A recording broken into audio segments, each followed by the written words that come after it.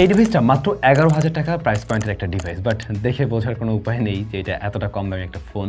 বাংলাদেশ মার্কেটে দুইটা variant launch করে, অনারের ফোন নিয়ে কথা বলছি, অনার X5B প্লাস 464GB এবং 4128GB ভ্যারিয়েন্টে লঞ্চ করা হয়েছে। তো বেস ভ্যারিয়েন্ট যেটা, এটার দাম 11,000 টাকা, পরবর্তী ভ্যারিয়েন্টের দাম হচ্ছে গিয়ে 12,499 টাকা।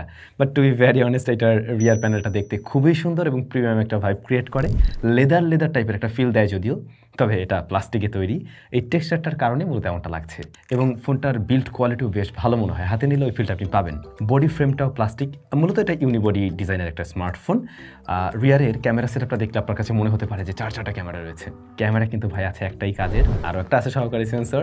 আর এইটাতে কিন্তু আমরা দেখছি সেকেন্ডারি নয়েজ ক্যান্সেলেশন মাইক্রো রয়েছে, এইটার জন্য ওদেরকে অবশ্যই থ্যাঙ্কস। বাট সিম স্লটটা রয়েছে উপরে, যে জিনিসটা একটু উইয়ার্ড লাগলো আমার কাছে, এমন কিছু খুব একটা আমি রিসেন্ট টাইমে দেখিনি এই যে এখানে। তারপরে এই ফোনে টাইপ সি পোর্ট আপনারা পেয়ে যাচ্ছেন, আর প্রাইমারি মাইক্রোফোন তো অবশ্যই রয়েছে, plus speaker grill, 3.5mm headphone Jack, সেগুলো থাকছে। বাংলাদেশ মার্কেটে 3টা কালার ভ্যারিয়েন্টে লঞ্চ করা হয়, ওশান ব্লু, মিডনাইট ব্ল্যাক এবং স্টারি পার্পল। এই 3টা কালার ভ্যারিয়েন্ট আপনারা পেয়ে যাবেন। ব্লুটাও কিন্তু বেশ সুন্দর। ডিভাইসের ওজন 194 গ্রামের মতো, খুব যে হালকা এমন না, বাট ওয়েট ডিস্ট্রিবিউশন ভালো হওয়াতে আপনি এক হাতে নিয়ে চাইলেও এটাকে ব্যবহার করতে পারবেন। ফোনের ডিসপ্লে সাইজ 6.56